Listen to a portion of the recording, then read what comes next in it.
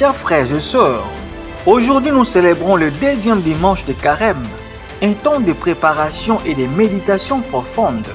Les lectures de ces jours nous invitent à contempler la gloire de Dieu manifestée dans la transfiguration de son Fils bien-aimé Jésus-Christ et à méditer sur l'importance capitale de l'écoute dans notre cheminement de foi. Au cœur de notre liturgie de ces jours se trouve l'injonction divine. Celui-ci est mon Fils bien-aimé, écoutez-le. Cette parole nous plonge directement dans les mystères de la transfiguration, un événement qui, bien que bref, est d'une densité théologique profonde, offrant une fenêtre sur la nature divine de Jésus et sur son œuvre rédemptrice. La transfiguration se produit à un moment critique du ministère de Jésus, juste après qu'il ait révélé à ses disciples sa prochaine passion et résurrection.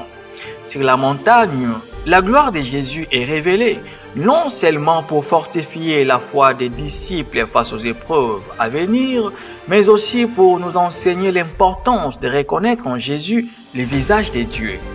La présence de Moïse et d'Élie, représentant la loi et les prophètes, souligne que toute l'Écriture trouve son accomplissement en Jésus. Chers frères et sœurs, l'écoute dans la Bible est fondamentalement liée à la foi. Abraham, notre père dans la foi, est un modèle d'obéissance à la parole de Dieu.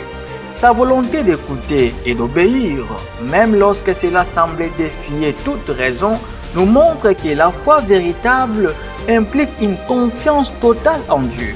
De même, nous sommes appelés à écouter Jésus, la parole faite chair, avec un cœur ouvert, prêt à accueillir son enseignement et à les mettre en pratique. L'écoute fidèle de la parole de Dieu est source de transformation.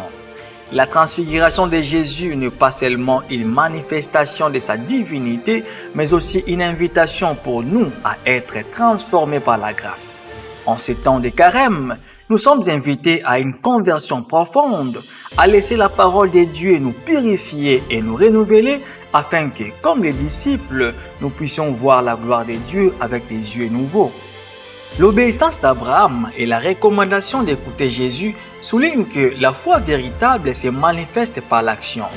Écouter Jésus, c'est aussi s'engager à suivre son chemin, à porter notre croix quotidienne avec foi et espérance, sachant que la voie de la souffrance mène à la résurrection et à la vie éternelle. Dans notre monde actuel souvent brillant et diversant, l'appel à écouter peut sembler contre-intuitif. Pourtant, c'est précisément en écoutant dans le silence de notre cœur, en faisant cet exercice spirituel de l'intériorité, que nous pouvons rencontrer Dieu. En ces temps de carême, réexaminons notre manière de vivre et prions également, chers frères et sœurs, afin que ces temps soient pour nous un chemin de transformation guidé par l'écoute attentive de la parole de Dieu. Que nous puissions, comme Abraham et les disciples, faire preuve de foi et d'obéissance pour marcher vers la pleine révélation de la gloire de Dieu en Jésus-Christ notre Seigneur. Amen.